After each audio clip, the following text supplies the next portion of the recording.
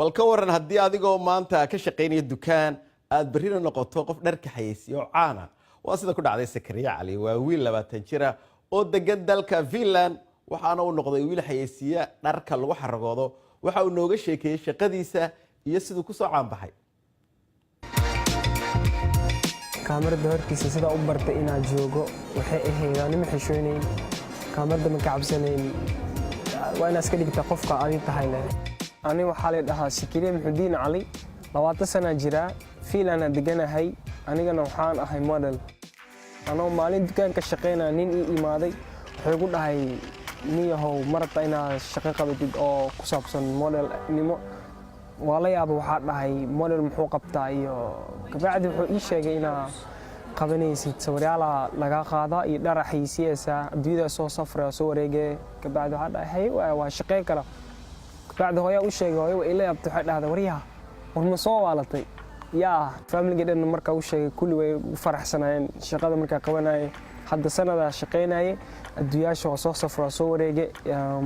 haddana waxaan aaday Faransiiska Ingiriiska iyo Itaaliya shaqadana waxa ku saabsan tahay ina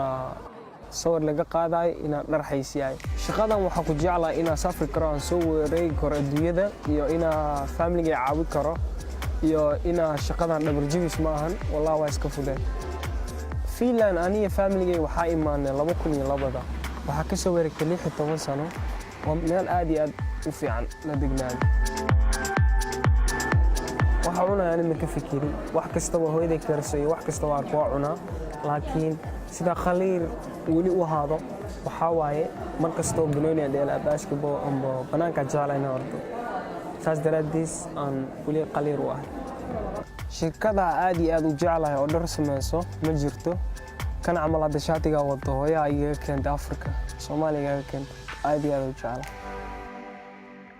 sanad ka hor laga soo wareegay marka ugu horeysay marka soconay haddana waxa ku jirnaa showga isku mid oo sanad ka hor joog aabba kastaba iyo hooyo kastaba oo ilmahooda damacaan inay noqdaan model masa banooni dheel masa basket wax kastaba waxa dhiilay ilmihiina ha habaarina u duceeya ha sameeyaan wax sameeyaan laakiin diinteeda ka cararin mustaqbalka waxaan rajeynayaa inaan noqdo nin oo family-giisa saaxiibihiisa iyo noloshiisa caawin karo waxaan rabaa inaan modelnimada ka qaato number 1 adduunyada dhan waxaan rabaa inaan atooro noqdo afilmiyaasha